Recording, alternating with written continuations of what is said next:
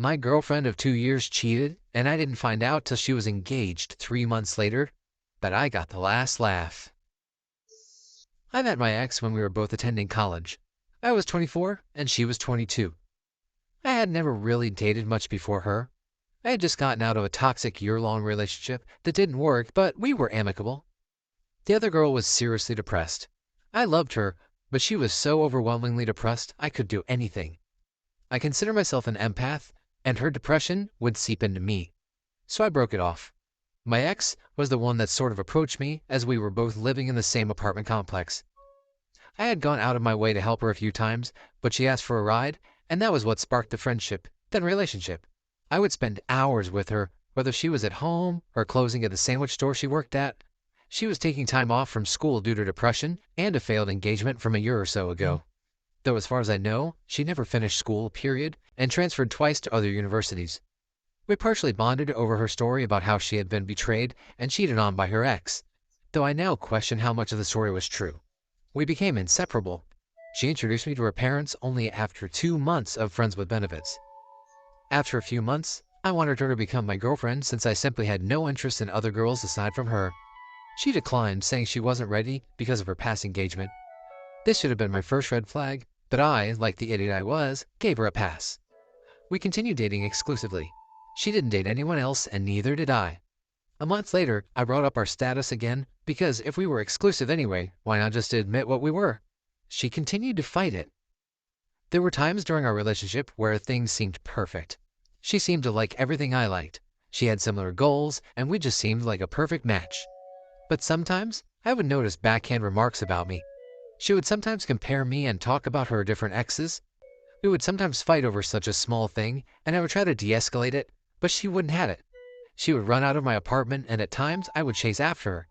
She would become angry that I did that, saying I should give her space. So the next time she did that, I wouldn't chase after her, and then she would accuse me of not caring about her. She also began to gaslight me about certain things I remembered her saying, though at the time I didn't know what gaslighting was. But like a sucker in love, I went with it. Many of my friends would remark to me when I spoke about her that I could do better, that she didn't treat me right, but I just brushed it off. People, listen to your friends. They usually are looking out for you. After dating for a year, I would still bring up becoming official boyfriend-girlfriend, but she was still resilient. She would still say she wasn't ready, but I was the best guy she had ever dated. All of her friends knew we were dating, but to be honest, I didn't like them. She would invite me to hang out with them, but they were very cliche-ish, and I'm not like that. Also, they had a cat, and I'm allergic, so I would use that as an excuse. As time went on, we would go on dates. She would call me every night, and we would stay on the phone all night until one of us woke up the next day. She said due to her depression, I was comforting and helped her sleep. We continued to have problems at times where she would even get physical. She slapped me hard on 2 occasions. Both were not because we were fighting, but because she thought it would be funny. Each time I told her that was disrespectful, and that since I would never do that to her, I expected the same in return. During one of our fights, she once stated, "My roommate knows all the guys that would be willing to be non-committal makeouts in the complex, so I don't really need you." But finally, after a little over a year of dating, she gave in and decided to be girlfriend-boyfriend. But I noticed that she seemed to keep it secret to everyone except her family. I thought it was weird, but seeing as I had gotten what I wanted, I paid no attention to it. I'm going to butt this in here and say there were times I wasn't a perfectly significant other. I also deal with depression, and the stress of work, school, family, and her became too much at times. I lashed out, but never hurt her. I would point out the things she had done that were hurtful to me. We broke up several times. Sometimes I would break up with her, and sometimes she would break up with me. But each time, one of us would relent and come back to the other. One time, I was a bit manipulative and self-harmed to show her how much it was hurting me. She had also self-harmed and expressed being suicidal during us dating, and to be totally honest, I got the idea from her. I was truly in love with her. She told me she was with me. We discussed marriage, children, where we would live, etc. During this time, she moved twice. First to an apartment down the street, and then to her parents' house, about an hour north. During when she lived in the apartment down street, she threw a party. But when it was over, none of her friends stayed to help clean. Just me. She told me this was proof I'd be a good husband. After her move to her parents, I would visit her almost weekly, but I began to notice a bit of distance at times. She was replying slower and slower to my texts and calls, but if she called or texted me, she expected a quick reply.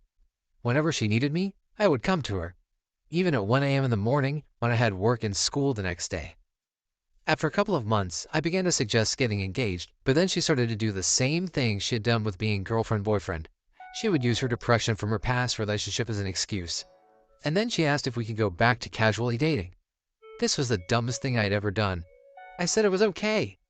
I thought this would show her that I was the guy for her. Over the next few months, she would go on dates, but she would tell me about them and tell me how much better I was than them. I continued to not date because I was a sap in love with her, but I had told her if she found someone she wanted to pursue, I would end our relationship and she could go after him. But then, after talking to my friends and family, I had a realization that I was doing all this for her when she wasn't even my girlfriend anymore. So I told her, and she agreed that any physical relationship would end until we got back to being exclusive. Except it didn't. We would go on dates and she would guilt me, pressure me, and I would give in. She would then immediately afterwards become angry, saying, "Why couldn't you resist? Why didn't I stop her?" She became very abusive and hurtful. The worst was when she told me that if she got pregnant, she would never tell me and only she would decide what to do then. That hurt so much, as I've wanted to be a father and would never leave my children alone. But I would simply fight with her and we'd end up making up. During all of this, we would continue to talk about a future together. She would see a mixed baby, I'm Latino and she was white, and say how she saw the cutest baby that could have been our baby. Whenever she was depressed, she would call me or ask me, "Would you still marry me?" And I would respond, "Of course I would. I love you."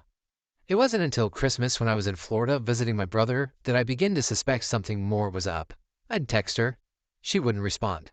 I'd call her to do the phone thing at night, but she wouldn't answer. But one time, she called and asked if I had a specific movie on DVD, and when I asked why, she said I wanted to watch it with my family, but I could sense something was off. When I came back from vacation and started the new semester of school, she came to visit me. Sort of. She came to my university for some reason and lost her Fitbit and called me to help her. I came to help and we spent some time together, but I could feel something was different. She then told me she wanted me to come visit her in 2 days at her parents' house, as she had something to talk to me about. It was then I knew what was coming. I talked to some of my friends and prepared for the worst. When I got to her parents' house, it was late. She asked me to come at 10 p.m. She came into my car and we talked for about 30 minutes to an hour. She told me that she no longer wanted to date me, and I agreed. I told her I had felt her becoming distant, and I asked her if it was someone else. She denied there was something else. She said she simply no longer felt we were right for each other. But then she said other things. She said that she never considered me husband material, that she never saw us getting married, having kids, that she had always known from the beginning.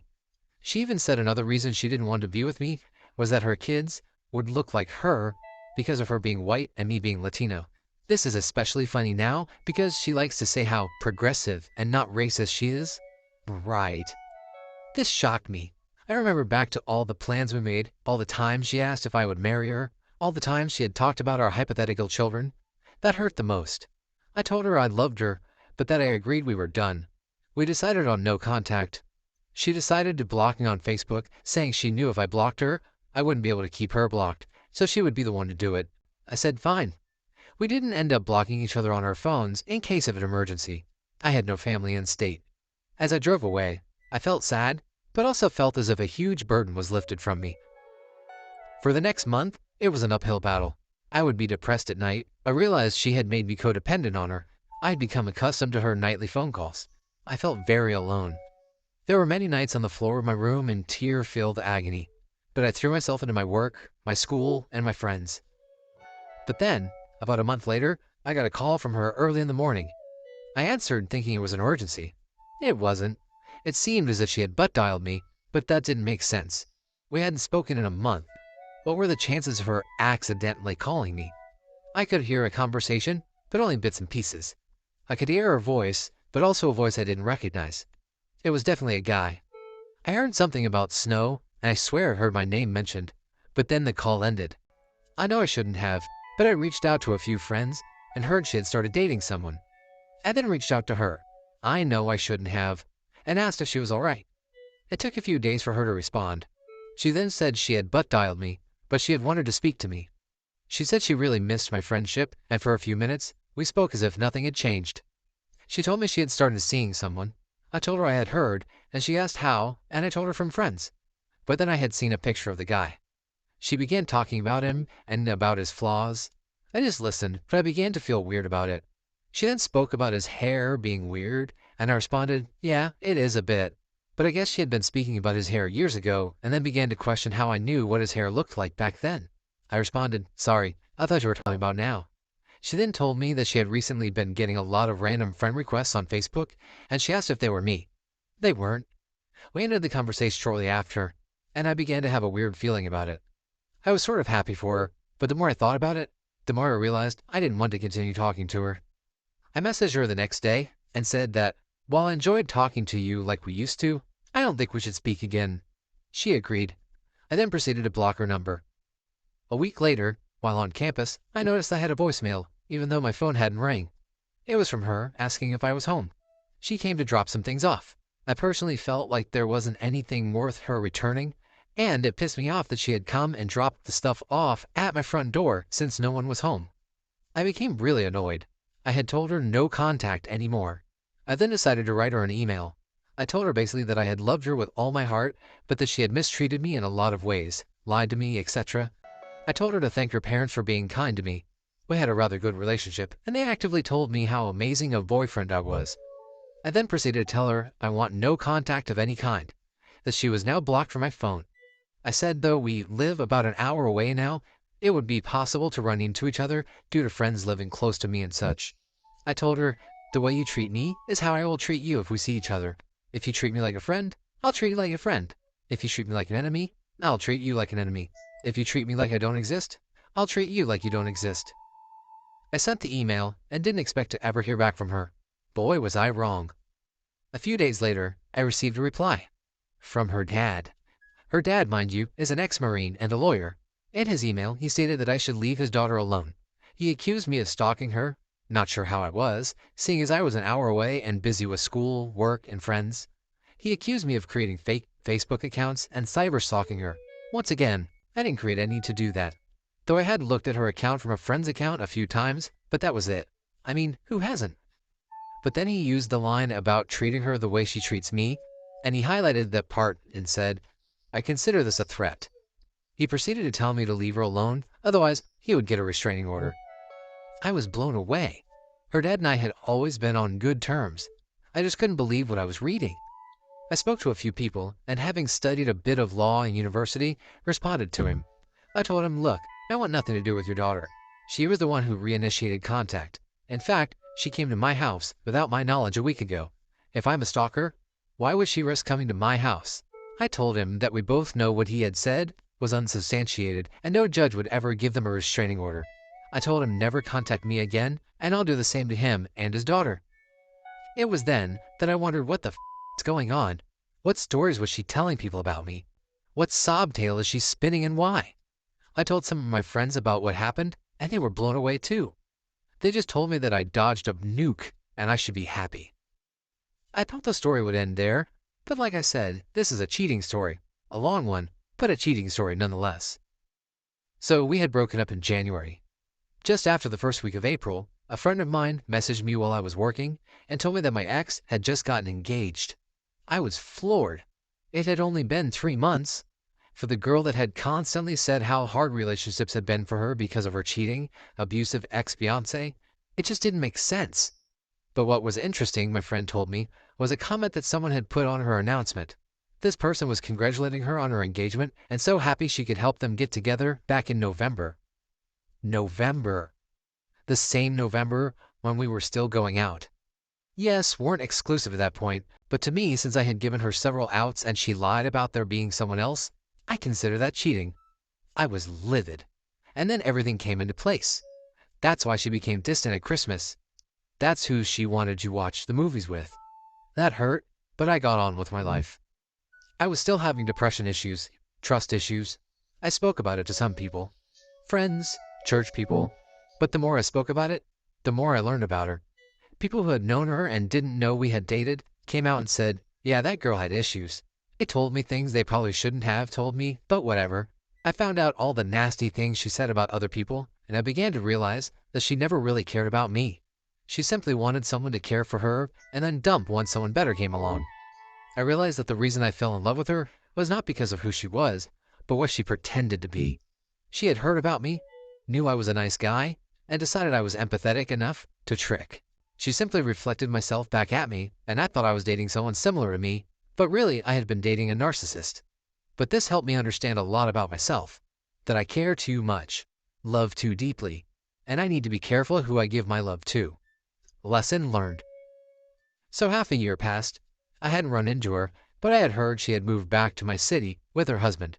So much for me being a stalker. Some of my friends had a few run-ins with her, and one embarrassed her by making a sexual innuendo about something she had done. I got invited to a friend's wedding. I couldn't make it to the actual ceremony, but I made it to the reception. I was just finishing writing a small speech to make fun of my friend. Dude had a laugh that was so annoying and loud, you wouldn't believe. I was ending my remarks, and I was about to sit down when a mutual friend started walking into the room. And who was right behind her? My ex and her husband. I saw her and was a bit surprised. Just as she was about to walk into the room, our eyes met. And in the moment, instead of walking into the room, she pushed her husband back into the hallway out of sight and quickly followed.